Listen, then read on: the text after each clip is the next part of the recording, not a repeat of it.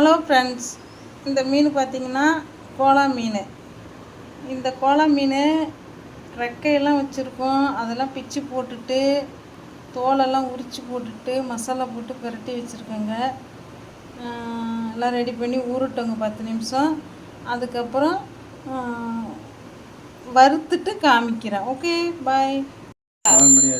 இங்கே இது ஏற்கனவே காட்டிட்டேன். வந்துருங்க, இப்போ எடுத்து வறுக்கலாமா? இருங்க, அப்படியே வரிசையாக தூங்க வைப்போம். வரிசையாக படுத்து தூங்க வைக்கலாம்.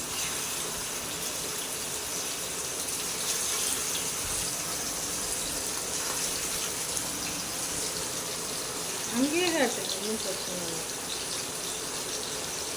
இந்த மீன் திருவண்ணாமலையில் இருக்கிற பாலகிருஷ்ண அண்ணனுக்கும் டிம்பிள் சிஸ்டருக்கும் அனுப்பி வைக்கிறேன். வறுத்து அனுப்பி வைக்கிறேன். சாப்பிட்டு எப்படி கல் அடிக்காச்சு, இது கலவையெல்லாம் கலந்து போட்டு பூசி விட்டுறலாம். எப்படி வேட்டுமா?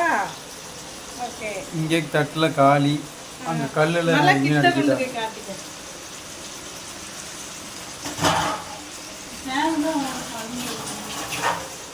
அது பரவாயில்ல. மீன் வறுக்க சொல்லிட்டானா?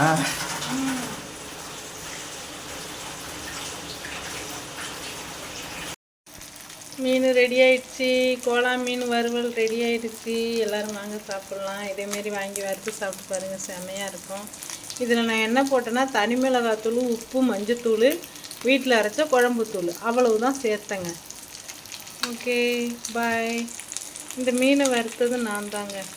மீனை வறுத்தாலும் நான் தாங்க. ஹாய், வாங்க அந்த மீன் சாப்பிட்லாம்.